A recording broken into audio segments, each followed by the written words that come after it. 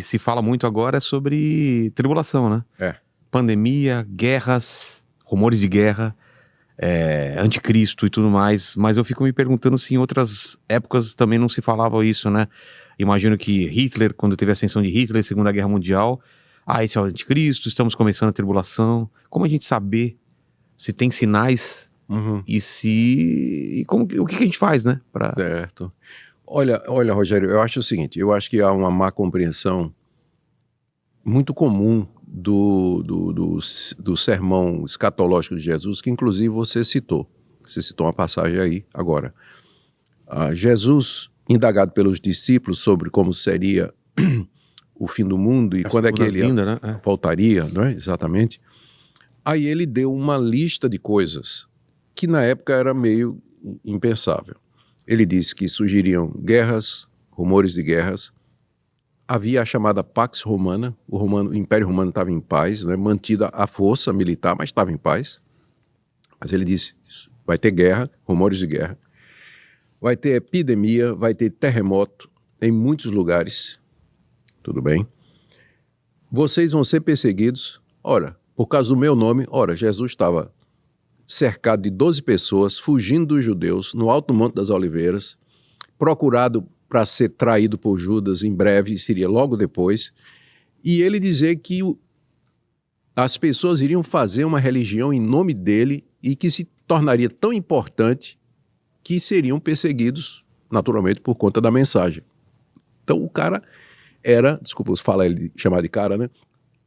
Mas ele era, assim, ou lunático, megalomaníaco, né? Como é que um dia tem uma religião que seria perseguida pelo mundo todo? Ele disse assim, vocês serão levados aos reis e governadores por minha causa.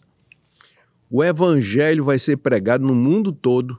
O evangelho é a mensagem a respeito dele. Que, rapaz, como assim? Daqueles 12, um traiu, outro negou e 10 fugiram na hora que os soldados chegaram lá. Então, ele falou a respeito de um período de grande sofrimento, né? Que tudo isso em meio a um período de grande sofrimento que viria sobre os seus discípulos, viria sobre o mundo. Como é que ele poderia ter acertado? Porque quando a gente olha 2000 anos para trás, ele acertou tudo. Depois que Jesus falou isso, nunca parou de ter guerra, o Império Romano esfacelou logo depois, não parou de ter guerra, terremoto, epidemia, peste. Pensa nas pestes que tiveram na Europa, especialmente a peste negra, peste bubônica, que eliminou a peste negra, né, que eliminou quase que a Europa inteira, o coronavírus, perseguição dos cristãos. Os cristãos foram perseguidos pelos primeiros 10 imperadores, e depois não teve uma época da história da cristandade que o cristianismo não foi perseguido. Cortina de ferro, cortina de bambu, países onde o cristianismo não é permitido, como por exemplo alguns países islâmicos onde isso não é permitido, alguns países comunistas onde isso não é permitido, o cristianismo. Então, é a religião mais perseguida do mundo.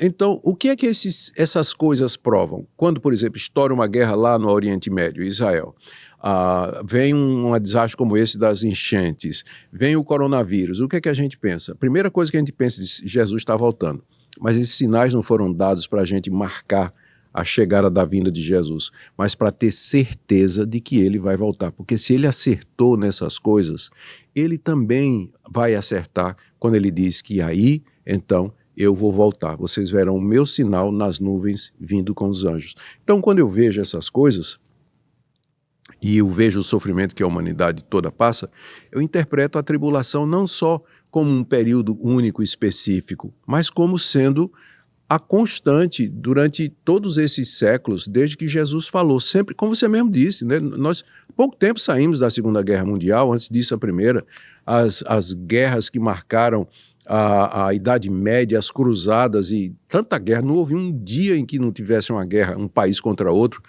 aqui nesse mundo. Então, eu não digo assim, é a grande tribulação, eu digo, isso faz parte dos sinais que Jesus disse que haveriam de acontecer para garantir que só ele resolve esse mundo e que ele está chegando para fazer isso. Diante disso, o que é que eu faço? Eu amo, eu adoro, eu sirvo e eu quero viver para a glória dele em tudo que eu fizer. Isso aí é a reação correta diante da veracidade, quando a gente constata a veracidade de tudo aquilo que Jesus falou, Rogério. Mas estamos vivendo uma época, muita coisa acontecendo, né? Tem muita coisa acontecendo. São sinais, de qualquer forma, são sinais? Eles são sinais de que o mundo não tem conserto por ele mesmo, que os esforços humanos não vão resolver. São sinais de que alguma coisa está radicalmente errada na realidade, na criação, na humanidade, no mundo. É sinal de que algo pior vem pela frente e sinal de que esse mundo precisa de um clímax, o que os americanos chamam de closure, é um encerramento pacífico, porque, como você disse, tem muita coisa acontecendo, o mundo em guerra, pontas abertas, avenidas novas, coisas inimagináveis acontecendo e parece que tudo está ficando fora de lugar, precisa de chegar um momento de, né, arredondar, fechar. Está tudo levando para isso. Isso vai acontecer quando Jesus vier. Antes disso, não. E qual é o sentimento que a gente tem que ter em relação a isso? Medo? Atenção? O quê? Se você ama Cristo, se você de fato ama, crê nele e entregou sua vida a ele, é um sentimento de expectativa boa, ao mesmo tempo de tristeza pelo que vai acontecer com aqueles que rejeitam o Evangelho e rejeitam Jesus como Senhor e Salvador. E o próprio Jesus disse que nós deveríamos estar vigilantes diante disso, estar preparados, viver uma vida correta, viver uma vida que esteja de acordo com a palavra de Deus. É essa a atitude que nós deveríamos ter. Amor ao próximo, cuidar dele, mas sempre na esperança da vinda do Senhor Jesus. Tendo consciência de que não há remédio para esse mundo. Isso não quer dizer, Rogério, eu não quero ser mal interpretado. Isso não quer dizer que a gente não possa fazer o bem, não deva fazer o bem. Não é deixar rolar. Não, mas é a gente fazer isso tendo consciência que a solução final, ela é sobrenatural, é Cristo, não tem outra. Entendi. Tem umas perguntas aqui dos membros que mandaram pra gente. Manda lá. Deixa eu ver aqui. Essas são as mais difíceis, viu? Exatamente. Olha aqui o R. Kilpert. Como você equilibra a interpretação tradicional das escrituras com a evolução dos valores e contextos sociais modernos? Que a Bíblia foi escrita num tempo. Sim. E o mundo está em outro hoje. Como a gente faz isso? Acho que foi isso que ele perguntou. Sim, uma pergunta muito boa. A Bíblia, na verdade, é um livro muito antigo, né? O último livro dela foi escrito há 2000 anos e o primeiro há 3.500 anos.